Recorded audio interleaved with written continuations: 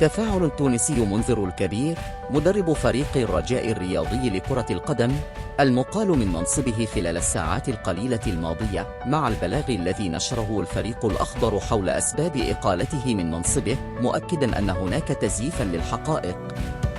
ونشر الكبير تدوينتين عبر حسابه الرسمي على موقع التواصل الاجتماعي فيسبوك، قال فيهما: السلام عليكم.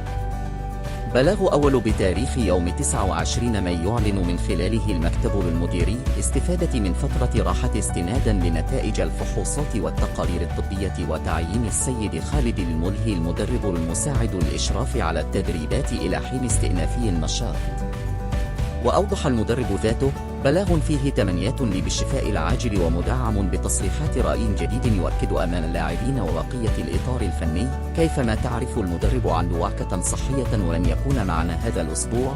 وواصل: وبلاغة تتغير فيها لمعطيات بنعشية وضحاها ويتحول المرض وتتحول الإقامة في مصحة تكفل بها المكتب لمديري وتتحول للراحة التي أقرها الأطباء إلى غير مبرر نطلق من لينافسها الذي أعلن وفيها عين مرضي وتمنيتها لي بالشفاء، أي يوم 29 مايو.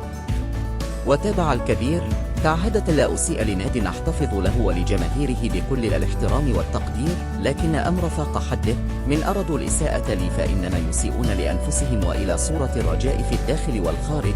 وقت انتهاء العلاقات بنا لمدربين والجمعيات أمر عادي وحديث كلا يوم، لكن لما غلطات وتزييف الحقائق والاستثمار المرضى أمور لا ترضاها الأخلاق ولا يقبلها القانون والنسكت عنها ولا حديث بقية. يشار إلى أن الرجاء أعلن قبل ساعات تغيب منذر الكبير عن الحصص التدريبية بدون مبرر، ما يمنح الفريق أحقية فسخ عقده من جانب واحد.